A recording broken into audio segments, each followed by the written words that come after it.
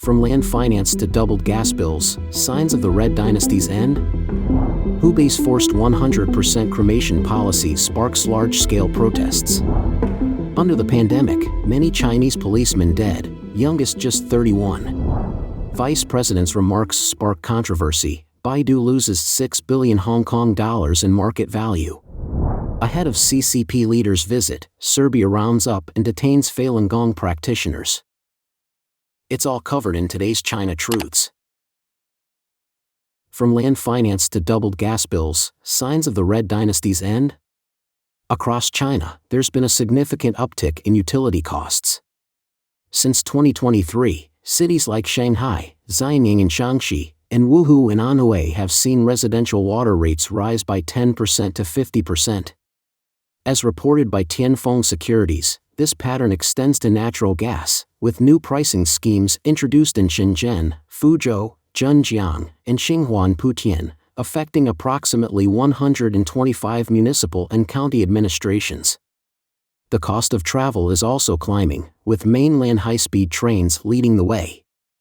A May 3 report from the China Business Journal highlighted that starting June 15, 2024, the Wuhan-Guangzhou high-speed rail will increase fares by about 20% for trains traveling over 300 km per hour on the Beijing-Guangzhou-Wuhan section, with similar price hikes anticipated across other routes. Residents in Chongqing are facing hidden costs due to gas meters that run faster than usual, some reporting that their bills have doubled. In Nanjing, one couple disclosed spending over 1,880 yuan, about $260, on natural gas in just 2 months without proper service, alongside abnormally high electricity bills amounting to more than 3,300 yuan, about $457, over 4 months. Similarly, after replacing old meters in Chengdu, other residents noticed their gas consumption had unexpectedly doubled. Amidst rising concerns, some are cautioning against replacing old meters, citing experiences where new meters significantly increased monthly costs. Despite these complaints, official statements merely reiterated that gas meters over 10 years old must be replaced and certified according to national regulations. Electricity prices are not immune to hikes either. Provinces like Guangdong, Hunan, Anhui, and Jiangsu have unveiled new pricing plans that include major increases in grid transmission and distribution tariffs, with the most substantial raises reaching up to 30%. Additionally, the high costs at Ideal Motors' 5-seat charging stations on highways have drawn attention, with fees for electricity and service nearing 3 yuan, about 42 cents, per kilowatt-hour, underscoring the broader trend of escalating utility expenses nationwide. Netizens are expressing outrage over the skyrocketing gas prices in China, with some accusing the government of resorting to rob money from residents' livelihood to address its debt crisis. This is a reflection of the current economic situation. Another user sarcastically listed 5 major thieves that have gained worldwide notoriety: gas meters stealing gas, oil meters stealing oil, water meters stealing water, electricity meters stealing electricity, and mobile phones stealing data. A third user remarked, China has entered a public robbery mode. Unable to support local officials, they have given them free rein to act like bandits and exploit the people. Upper-level officials plunder through anti-corruption campaigns, while local officials do so by exploiting their positions. It's not easy to be a citizen. A netizen from Zhejiang shared their personal struggles, stating that their trial salary of around 4,000 yuan, about $554, barely covers their expenses. With rent at 1,200 yuan, about $166, utilities at 1,500 yuan, about $208, and additional costs for food and transportation, they feel constantly as if every day is just scraping by to afford rent and barely making ends meet.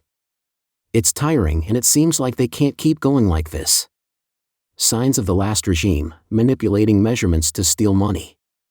In a recent piece in the Herald by Gao Tianyu, titled From the Price of Collapse to 3 Ways to Steal Money, Canadian sinologist Timothy Brooks' book, The Price of Collapse, The Little Ice Age and the Fall of Ming China, is cited.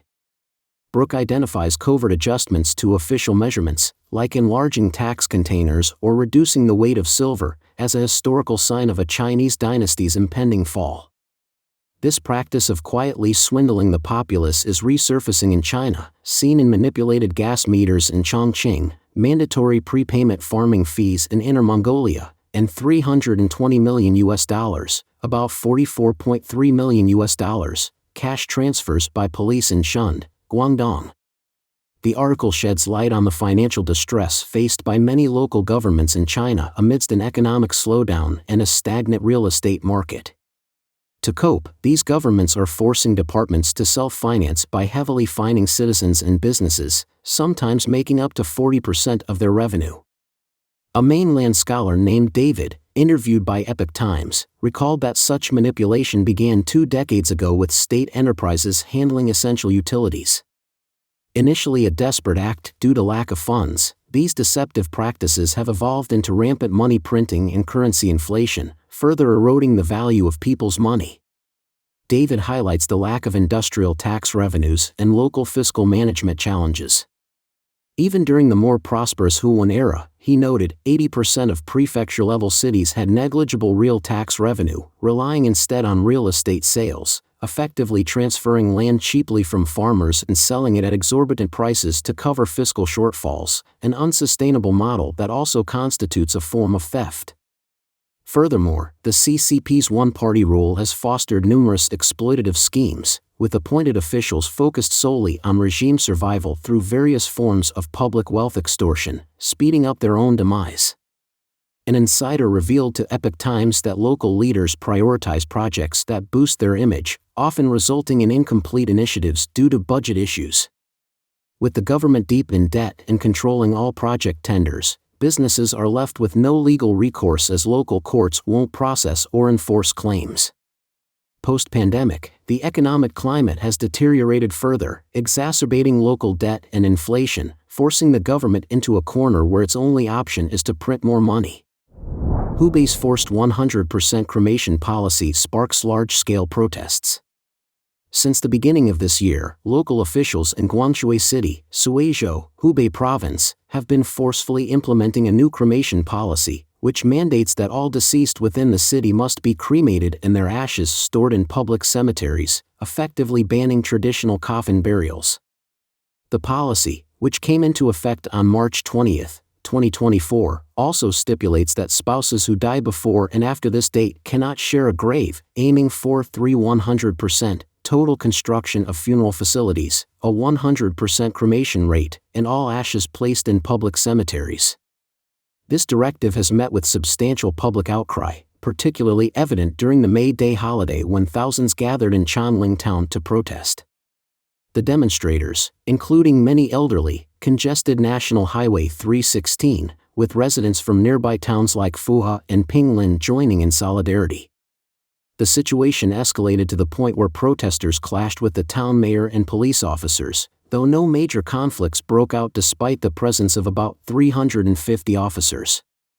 Locals have voiced strong opposition, arguing that such measures might be understandable in densely populated cities like Beijing or Shanghai, but not in Guangzhou, where there is ample land suitable for burials.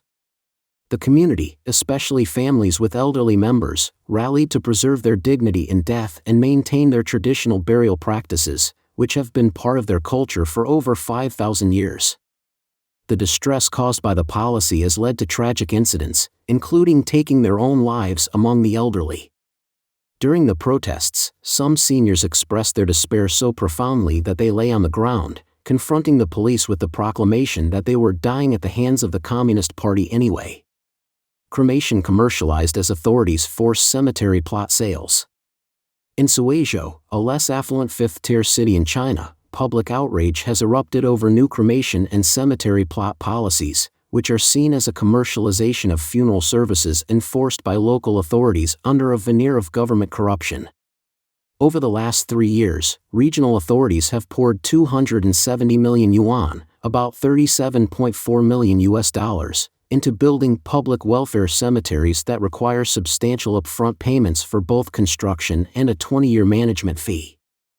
These fees range from 3,000 yuan, about $415 for village plots, to 10,000 yuan, about $1,384, at the county level, placing a significant financial burden on residents, especially the elderly in rural areas who typically live on just over 100 yuan, about $14, in pensions each month. The quality of these cemeteries is also under scrutiny, as poor construction has led to frequent waterlogging, a situation that worsened with continuous rainfall this May Day, causing widespread flooding of grave sites. This was poignantly illustrated during a protest where a local recounted the distressing sight of his mother's grave submerged underwater just a day after her cremation. Such incidents have sparked questions about the dignity and respect owed to the deceased, with residents like Mr. Ding and Ms. Chen vocalizing their despair and frustration over the indignity of seeing their loved ones' resting places inundated. Additionally, Ms. Chen highlighted the exorbitant costs associated with the mandated funeral services, including fees for wreaths, body transportation, and ongoing cemetery maintenance, which could cumulatively amount to about 1,000 yuan, about $138.45, initially, plus annual fees after the first free year. These ongoing and potential future financial burdens raise significant concerns among the local population about the sustainability of these payments and the consequences for families unable to afford them. The local authorities have yet to respond adequately to the protests, which persisted for 3 days without any clear resolution. Mr. Ding has emphasized the community's demand for a substantial explanation from the government and insists on continuing the protests until the controversial cremation policy is revoked. Under the pandemic, many Chinese policemen dead, youngest just 31. On the eve of the May Day holiday, the CCP's Disease Control Bureau issued a rare warning that the coronavirus is still mutating and that increased travel during the holidays could escalate the spread of the virus. The Bureau urged heightened preventive measures in facilities like nursing homes, childcare centers, and schools. Earlier in April, reports surfaced across China indicating that, despite the authorities' prohibition on discussing COVID-19, there has been a notable rise in sudden deaths, predominantly among CCP members and supporters. Notably, several police officers, the youngest being just 31, have suddenly died across various regions recently. For example, according to police statements, on May 2, 36-year-old Cui Jian, a police officer in Heilongjiang's Andes City Criminal Investigation Team, died suddenly from an illness while on duty.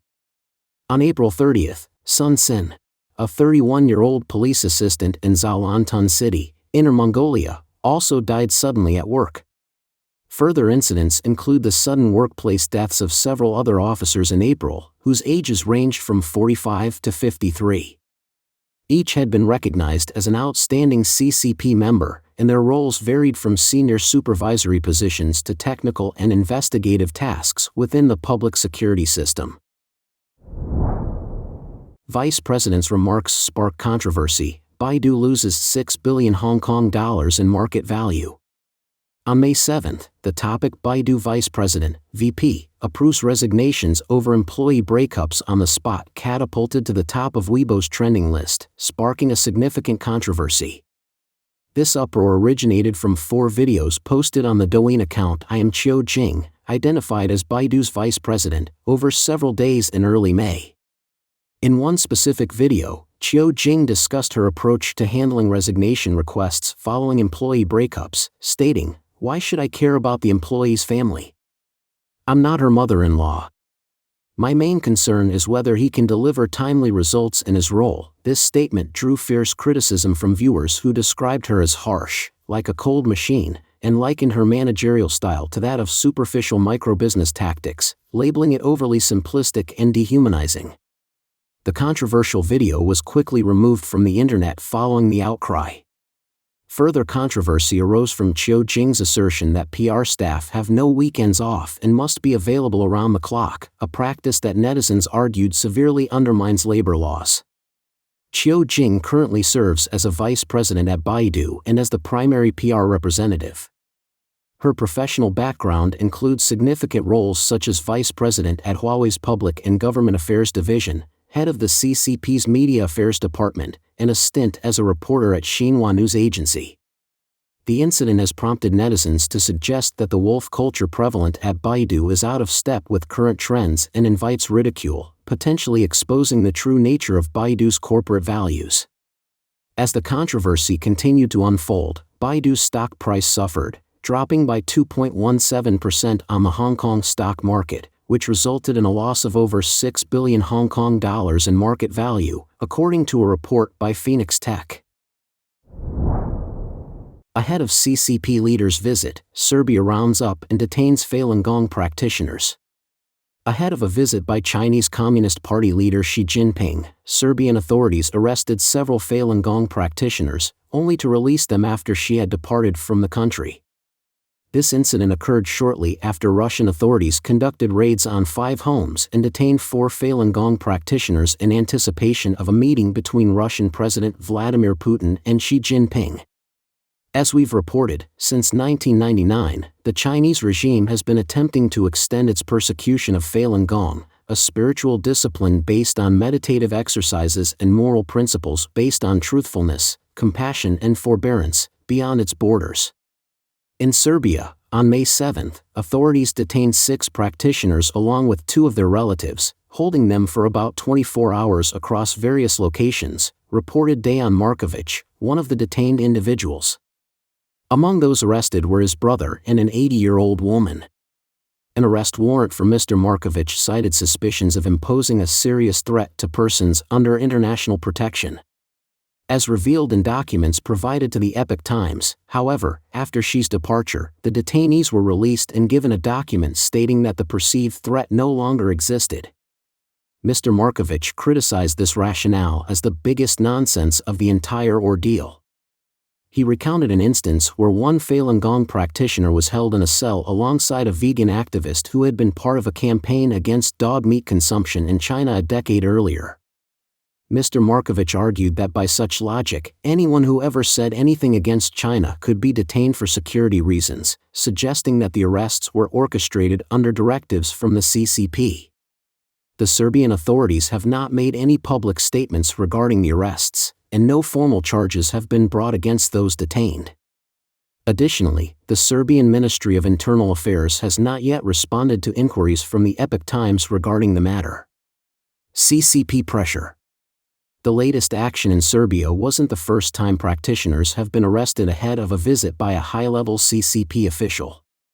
In 2014, Serbian police arrested 11 Falun Gong practitioners who planned to hold peaceful demonstrations to raise awareness of the state-led forced organ harvesting in China ahead of a summit between then Chinese Premier Li Keqiang and countries in Central and Eastern Europe.